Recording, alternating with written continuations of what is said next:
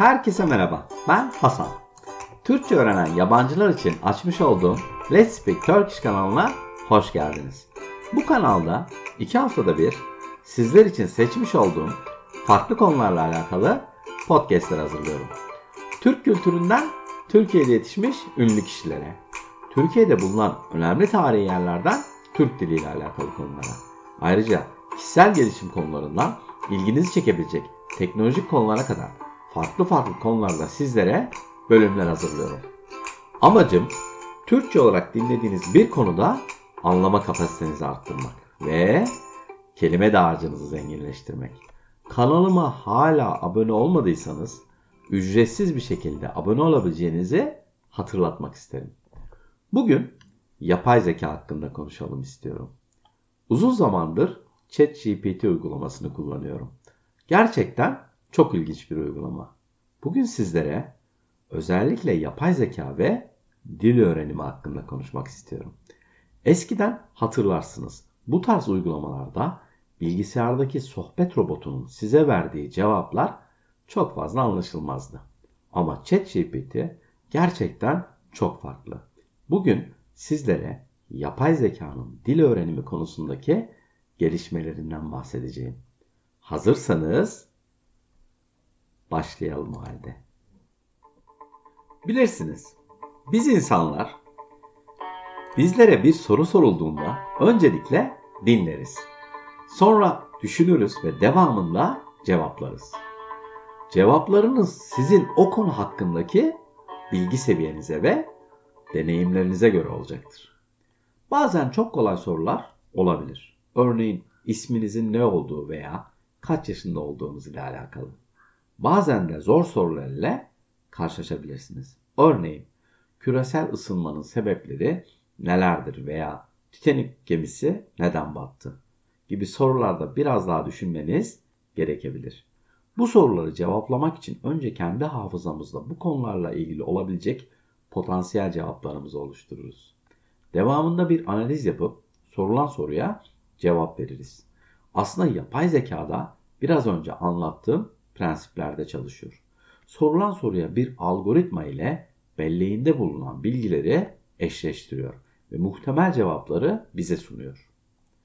Aslında yapay zeka 1958'lerde kullanılmaya başlandığında bugün ulaştığımız seviyede değildi. Sadece son birkaç senede bugün kullanabileceğimiz daha anlaşılır ve kullanışlı bir hale geldi. Günlük hayatımızda birçoğumuz yapay zekanın bazı uygulamalarını farkında olmadan kullanıyoruz aslında. Örneğin bazen bilgisayarda veya cep telefonunuzda mail yazarken yazım hatalarının otomatik olarak düzeldiğini fark etmişsinizdir. Ya da örneğin Google'da arama motoruna bir şey yazmak istediğinizde size bir sürü alternatif arama sonucu sunabiliyor. İşte bunların hepsi yapay zekanın bir sonucu aslında. Ya da telefonlarda bulunan Siri'nin de bir yapay zeka eseri olduğunu söyleyebilirim. Bugün konuşacağımız ChatGPT yapay zekanın bir başka uygulaması. Bu uygulamayı aranızdan bazılarının duyduğundan eminim. Hatta belki de birçoğunuz kullanıyor bile olabilirsiniz. Bugün aslında bu uygulamanın reklamını yapmak istemiyorum. Sadece çok etkileyici bir program olduğundan bahsedeceğim. Kasım 2022'de çıkış yapan bir uygulama aslında. Uygulamayı açtığınızda boş bir yazışma ekranı ile karşılaşacaksınız. Bu boş ekrana sormak istediğiniz herhangi bir soruyu yazabilirsiniz. Sorunun tipine göre bazen 1-2 saniyede, bazen de 5-6 saniyede size olabilecek potansiyel cevapları sıralayacaktır. Sorularınız aklınıza gelebilecek her konuda olabilir. Merak ettiğiniz bir ülke hakkında olabilir mesela. Ya da örneğin bir avukatlık tavsiyesi hakkında da olabilir. Ya da bir bilgisayar yazılımı hakkında bile olabilir vesaire. Şimdilik bu listeyi uzatmanın pek bir anlamı yok bence. Şimdi sizinle daha çok dil öğrenimi konusunda konuşalım istiyorum. Öncelikle şunu belirteyim ki tarih boyunca dil öğrenimi konusunda en büyük ilerlemeyi yapay zeka kaydetti diyebiliriz. Biraz abarttığımı düşünüyor olabilirsiniz. Ama gerçekten abartmıyorum. Çünkü örneğin bundan 100 sene önce Brezilya'da, Peru'da veya Afganistan'da İngilizce öğrenen birilerini düşünelim. Bu kişiler belki de hayatında hiçbir zaman ana dili İngilizce olan birisiyle karşılaşmayacaklardı. Şimdi biraz daha yakın bir zamana, yani 50 sene öncesine gelelim. İngilizce öğretmenlerimiz sayesinde veya İngilizce derslerinde okutulan kitaplar sayesinde birilerinin dünya üzerinde bu dili konuştuklarını görebiliyorduk. Hatta 10 yıl önce İngilizce filmler izleyebiliyorduk veya İngilizce bir podcast dinleyebiliyorduk ya da online İngilizce hocalarından ders alabiliyorduk. Sadece bir düğmeye basma ile tüm bunları gerçekleştirebiliyorduk. Ama tüm bu olanlara rağmen yine de bazen bazı yanlışlarımız düzeltmesi için karşımızda duran canlı bir öğretmene ihtiyacımız olabiliyor aslında. İşte yapay zeka bunu yapıyor. Bu şekilde bir yanlış yaptığınızda sizi düzeltiyor. Hatta yanlış yaptığınızda ileride tekrar yapmamanız için size açıklama bile yapıyor.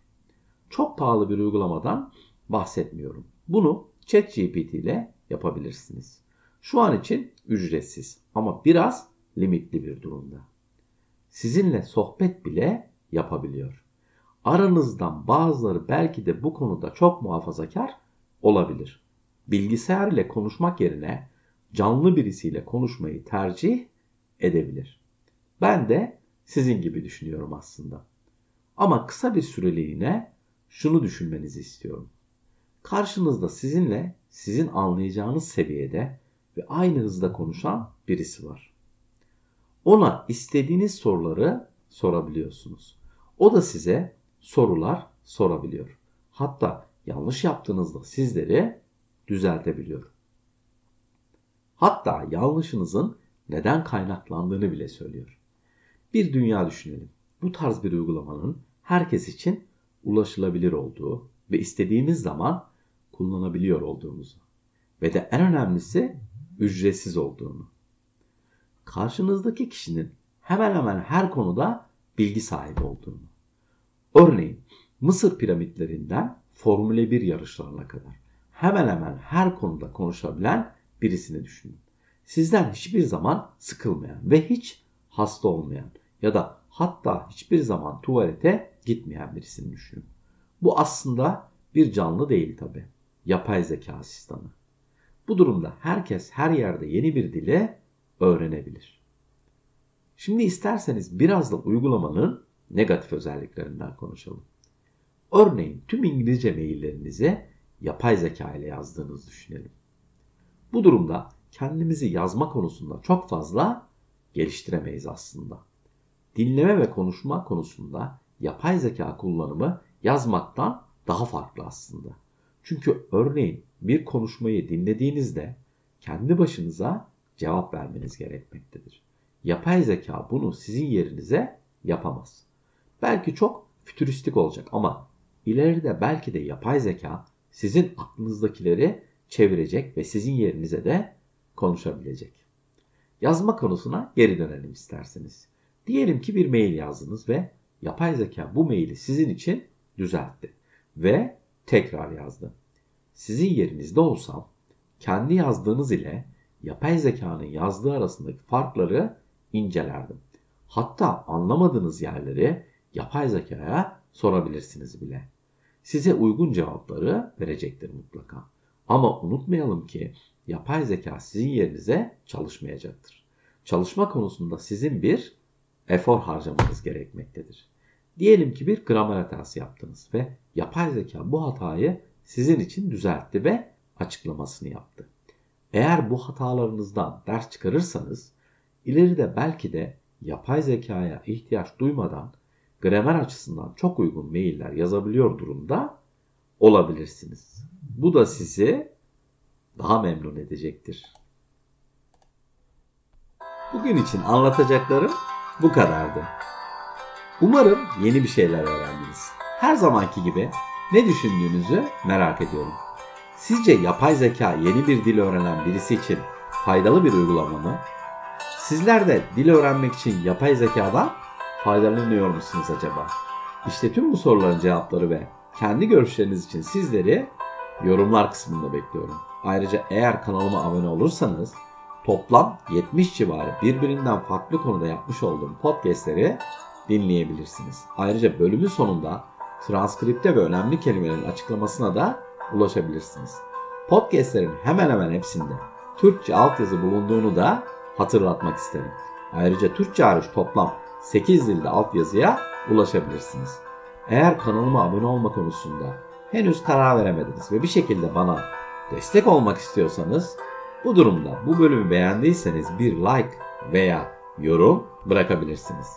Sizin için en fazla yarım dakika sürecek olan bu süreç kanalımın daha fazla Türkçe öğrenen kişiye ulaşmasına yardım edecektir. Ayrıca yüzümde ufak bir tebessüme de neden olacağını hatırlatmak isterim. Şimdilik benden bu kadar. Kendinize iyi bakın ve sağlıkla kalın.